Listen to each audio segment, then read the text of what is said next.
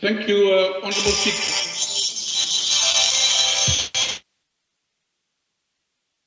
There's a bit of interference. Can you hear me, Honourable Speaker, sir?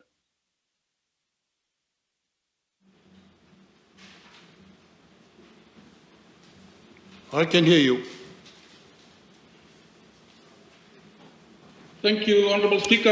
I'll start again. There's been some interference in between.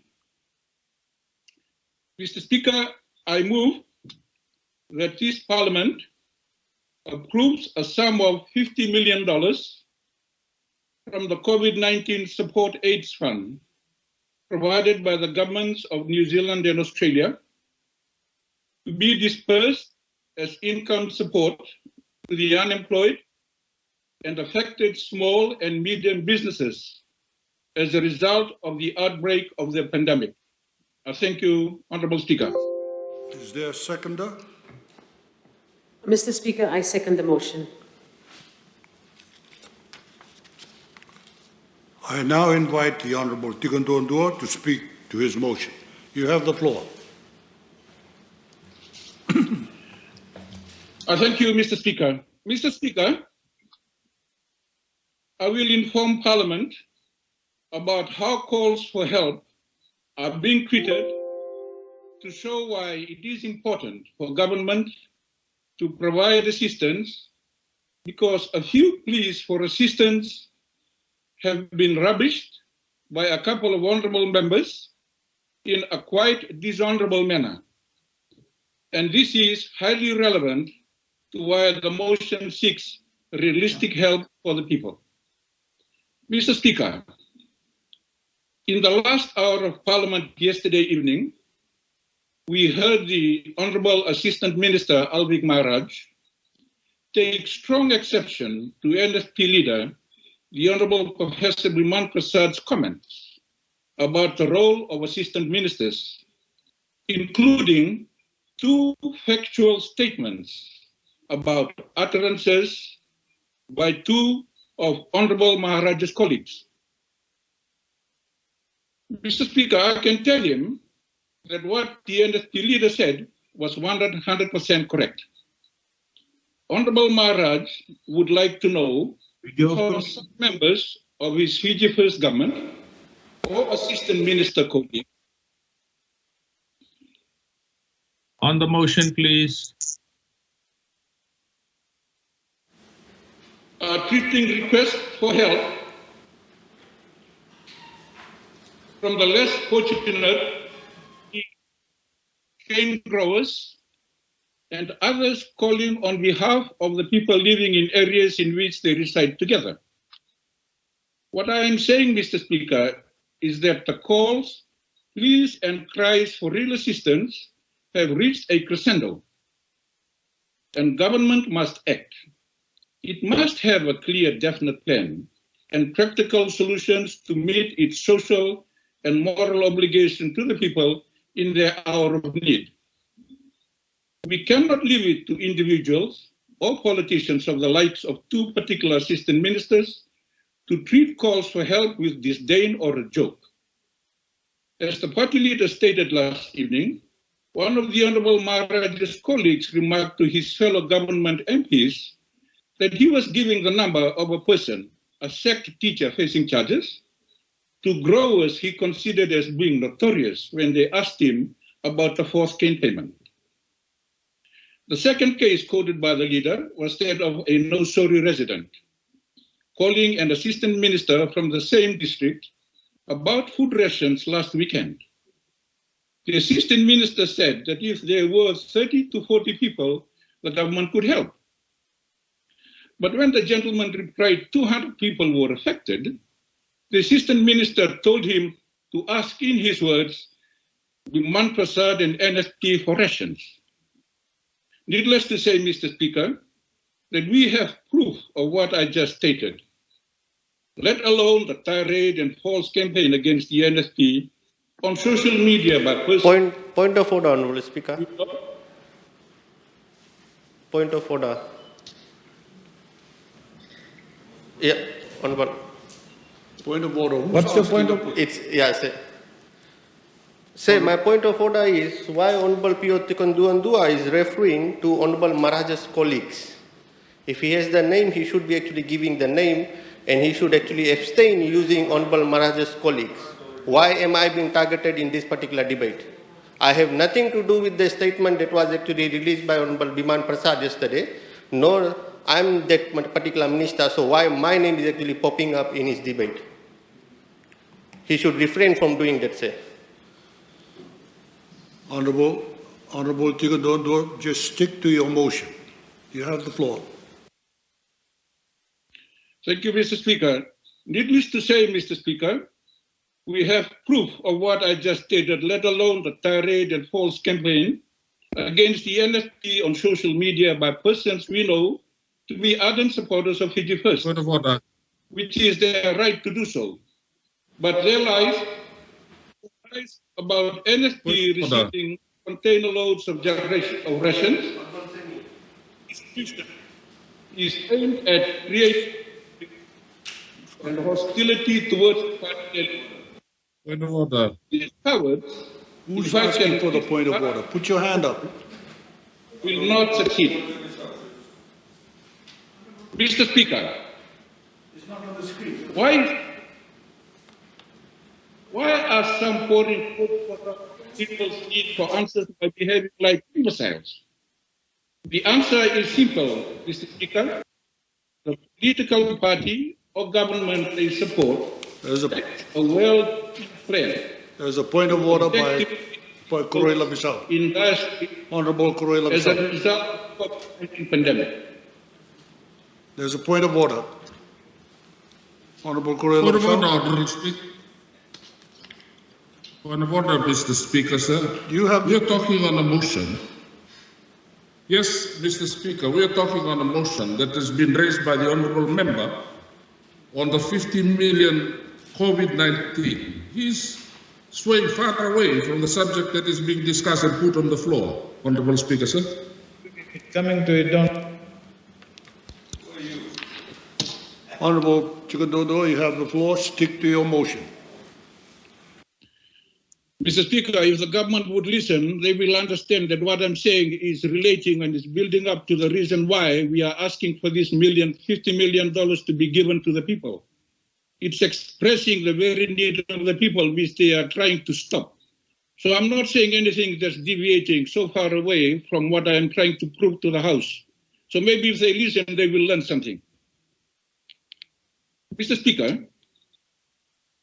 this isn't a time to drip-feed assistance like the $90 per family one-off payment that the Honourable Minister for Economy clarified in his press conference during Parliament's lunch break yesterday, or unsuspending the helpline for people to apply for the $50 per person. It requires a far greater commitment and decisiveness on the part of the government to help bring some relief to families, the less fortunate, and small and medium enterprises until something more substantial in the 2021 to 2022 national budget next month. That is why, Mr. Speaker, the motion for Parliament to approve a sum of $50 million from assistance provided by governments of New Zealand and Australia is the most logical way forward. Some might say that this matter is a budgetary issue and needs to be raised during the budget process. I note the Honourable Prime Minister said it in his response against Honourable Kurindani's motion yesterday. But, Mr. Speaker, there was no budgetary process when help was rolled out in a big way following moderate winds and flooding post-cyclones Kenny and Josie in April 2018. Apart from normal government programs like SME grants and other benefits later described as social wages, and I stand to be corrected, there were various schemes under the CARE initiative announced by the Honourable Prime Minister. The final quarter appropriation statement, of course provided much later to Parliament by the Economy Minister, shows redeployment of funds from various heads to disaster relief.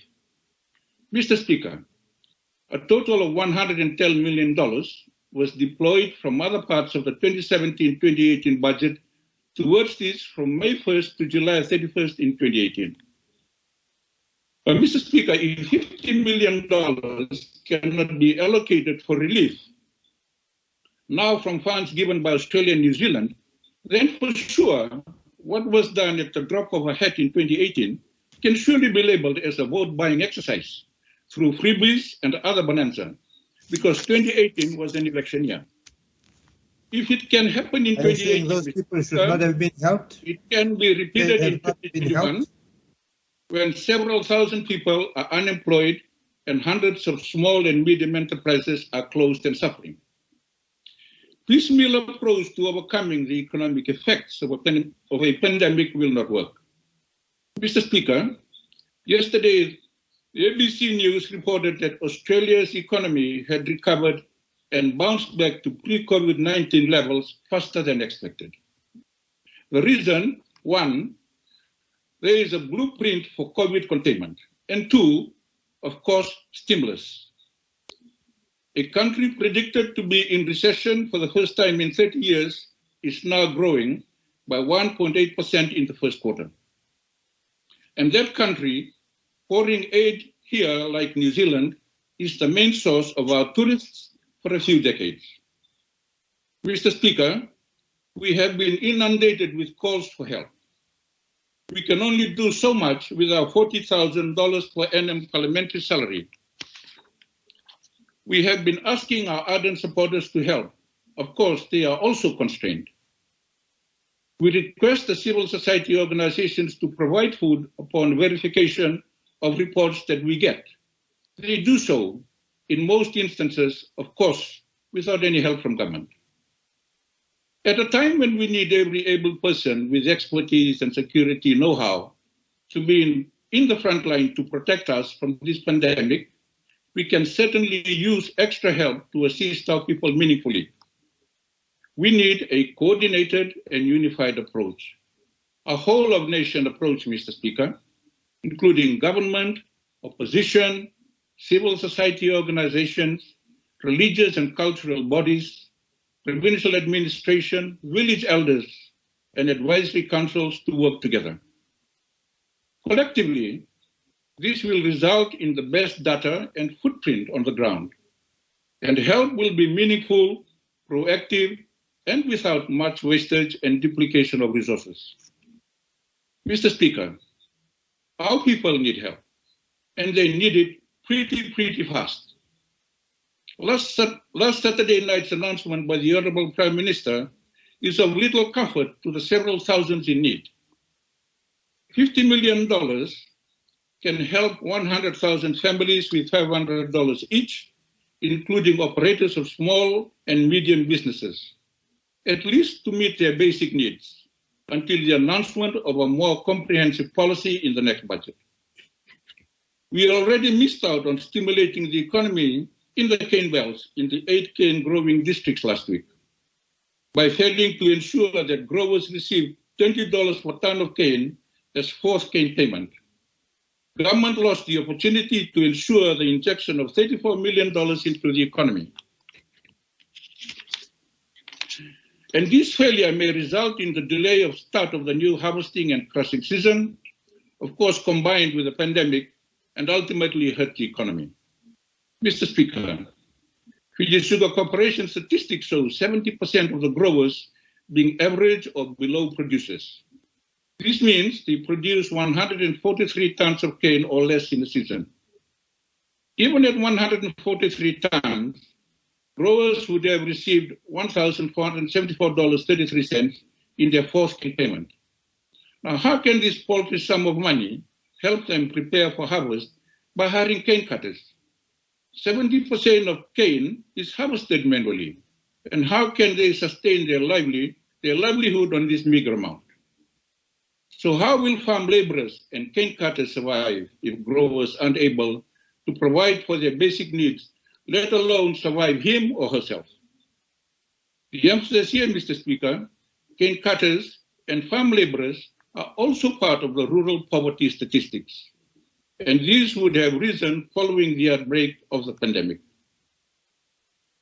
This is just an example of why government should disburse $50 million from aid it received from Australia and New Zealand to Fijian families and small and medium enterprises. This is only an example of what the reality is on the ground, and it is bleak, Mr. Speaker. That is why they desperately need help. People with numbers rising daily are now fearing the worst, with no money, no help, no work, and no opening of SMEs. The future is enveloped in dark clouds of uncertainty.